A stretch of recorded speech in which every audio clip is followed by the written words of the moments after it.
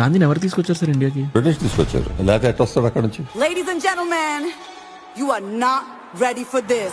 Moplah rights వచ్చినప్పుడు ముస్లింలు హిందువులు చంపుతా ఉంటుంటే హిందువులు వాలంటీర్లు పోయి చచ్చిపోండి, ఒకరు టైం వాళ్ళకి సిగ్గేసి వాళ్ళే ఆపుతారు.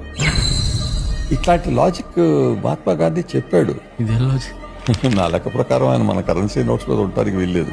How do think Gandhi became Mahatma? British medium Mahatma. ఆయన పేరు రాసేటప్పుడు దాని ముందల మహాత్మా అని ప్రీఫిక్స్ చేయటం కంపల్సరీ అన్నారు. They used to control the entire narrative. Absolutely.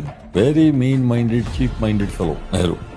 Nehru was involved with other girls. Nehru గారు ఎంత స్టూపిడ్ ఫెలో అంటే, మన ఎయిర్ క్రాఫ్ట్ ఉంది, చైనీస్ వాళ్ళు వస్తున్నారు, ఈ ఎయిర్పోర్ట్లు కూడా టేక్ ఓవర్ చేస్తారు, అందుకని మీరు మన ఎయిర్ క్రాఫ్ట్ అని కాల్ చేయండి అన్నాడు. Own air craft. Own air craft. Gandhi Mahatma కాదు, నెహ్రూ ఏం చాచా కాదు. Their character is very bad.